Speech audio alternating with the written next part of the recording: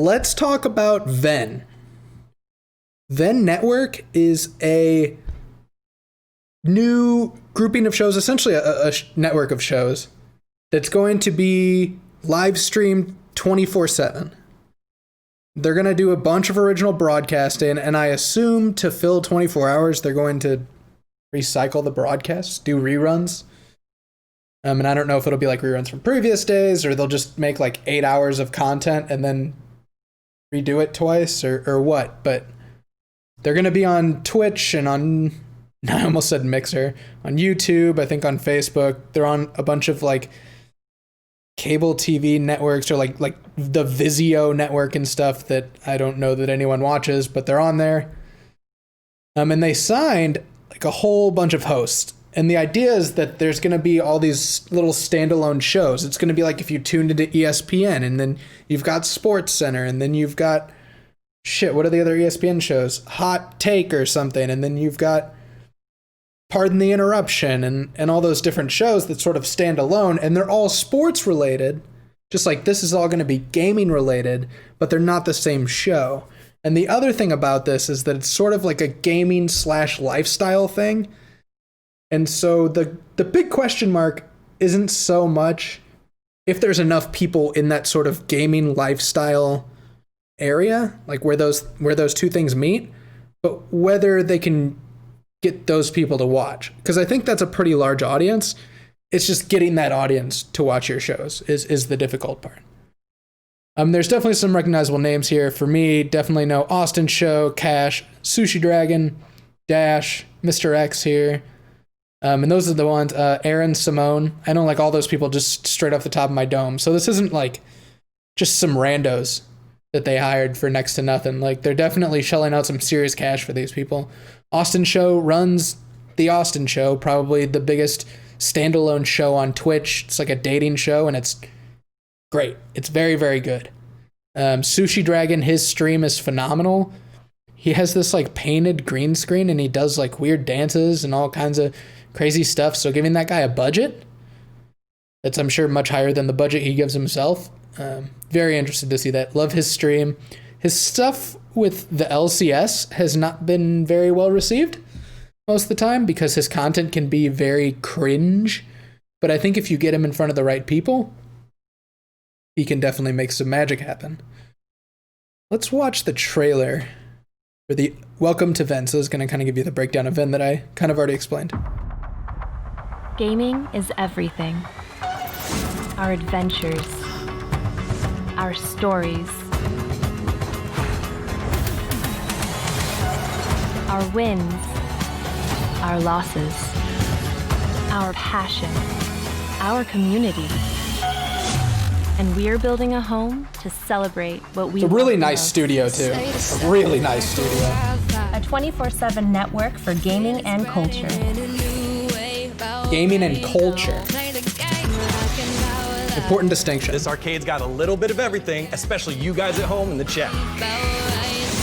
We'll be diving deep into everything you love to play, watch, and listen to. Streaming is Just kind of, they're giving you a look at some of their different shows. You know all those questions that you're afraid to ask? Because when it comes to life, things aren't just black and white. I've got one hell of a challenge for you. LFG is everything you need to start your fitness journey.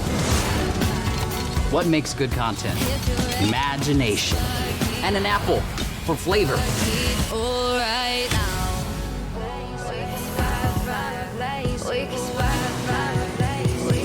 Lots of money has been put into this. Ariel Horn and Ben Kusin are the founders. I don't know who those people are, but I do know that there's been a lot of money pumped into this.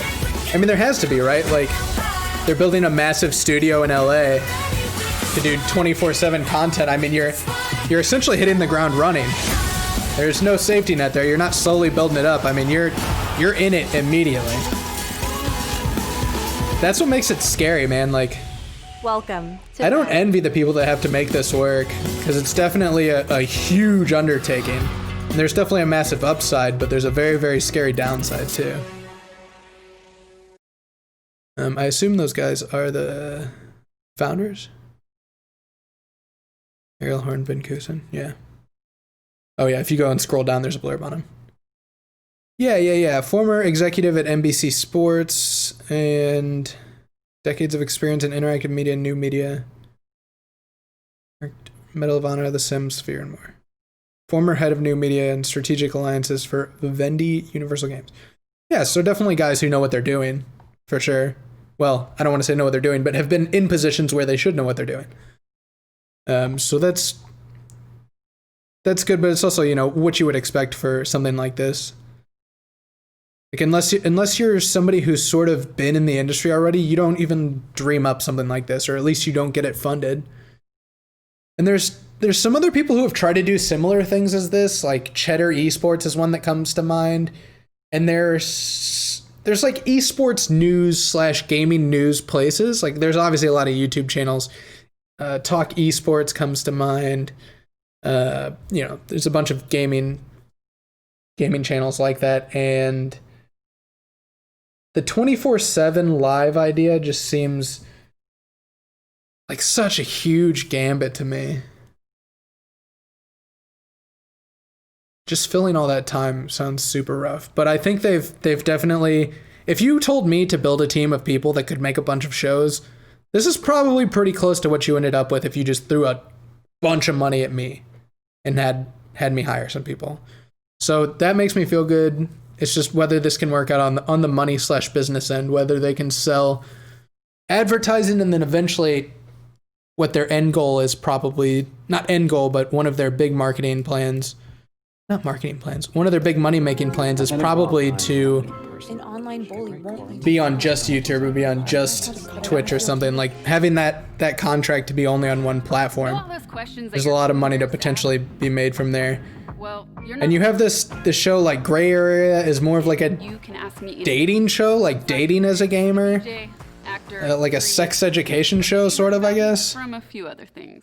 24/7 live is IMO not going to work? Yeah, right. Like, have those uncomfortable conversations. Why would I watch this live if I could just watch the same thing on YouTube? Celebs, different experts, getting into dating, culture. Like, I guess what they're going to try and do a lot of is like interactivity, right? Are you willing to take those bait? And so I guess that would be the reason that you would do this live, and it wouldn't work as well on YouTube? Or like as VODs? Games and culture, yeah. This is more of just like a sort of gaming news show, I guess. I'm Tia, and look who we have here. Emily May. It's your boy Degon. I'm Dak. It's your boy, Degon. We are going to be hanging out playing some of our favorite games. With your favorite celebrities and influencers, but it doesn't stop there. This arcade. Oh, so this is sort of like especially you guys at home. Anybody random can come on. They're gonna play some games, do some streaming and stuff. Okay. I have a very hot take here. Oh, and also pop culture. I just want to play some games with some Seems like a lot. Here for it. We got a lot brewing, and it's gonna be fun. Venn Arcade Live. Streaming Guest is house. on each episode, our guest chooses their show experience. Together, we'll play, laugh, chat, and interact with all of you at home. So this is more of like a one-on-one. It's like an interview show where they play games while they do the interview, it seems like. And maybe they play with viewers too. Yeah. And then this is like the kind of fitness show. Good, everybody. My name is Cash. Fitting all these games in my Steam library, you know? Fitness, it changed my life. And now I am setting out to make the dopest next-gen fitness show on the planet. But interactivity with pre-recorded shows, though? No. Like the live shows are gonna have the interactivity. That's like the selling point of them being live. The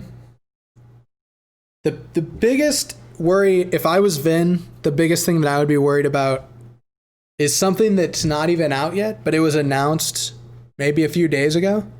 And if you're looking at the tabs, you're getting spoiled and you already know what I'm going to say.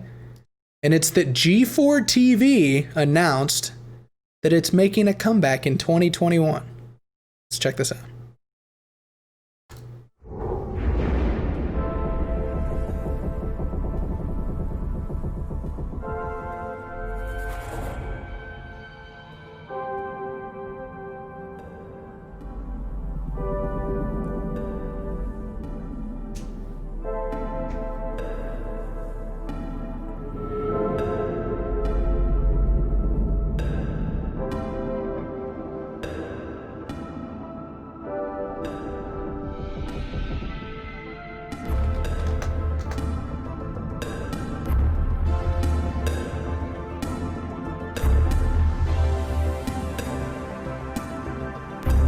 This is a great video, by the way. The like mega high score because it's been sitting there playing Pong since G4 went off air.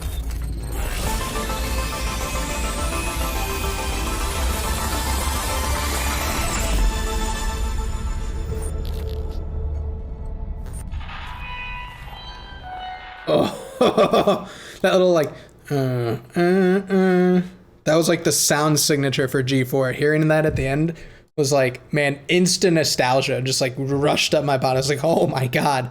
For all you Zoomers out there that missed out on G4, it was a channel on cable news in the United States, or not cable news, but cable TV in the United States. That was basically just about games. It was just gaming news, all things gaming. Essentially, what Venn is trying to be now. So if I'm Venn and I'm about to launch, and then G4 is like, by the way, we're about to launch too, but like in 2021, I'd be a little worried. Because according to Slasher here, this is going to be web-focused and not on TV. So it's sort of fitting into the same area that Venn is, and maybe it's going to be more just gaming focused, whereas Venn's trying to do like gaming and lifestyle and culture and stuff like that. But who knows, man? Maybe that's the route that G4 takes too. And G4 is definitely more of a recognizable brand. And not so much with the Zoomers or the non-US people. As Cuddle has pointed out, didn't have it in the UK. But if you've already have this established brand, and one that people feel a huge amount of nostalgia for. Like for us millennial gamers, G4 was the place. I mean, it was what you watched. There wasn't nearly as much competition back then, obviously. But G4 was the thing to watch. So yeah, if I'm Venn, I'm definitely worried about G4, and I'm just worried about attracting these viewers. There's obviously going to be huge marketing pushes. There already has been. A lot of the talk around it has actually been pretty positive, but it's going to take more than just having good shows. The shows are going to have to be really good, and they're going to have to get it in front of a lot of people. But yeah, that's it. We'll see if Venn can pull it off.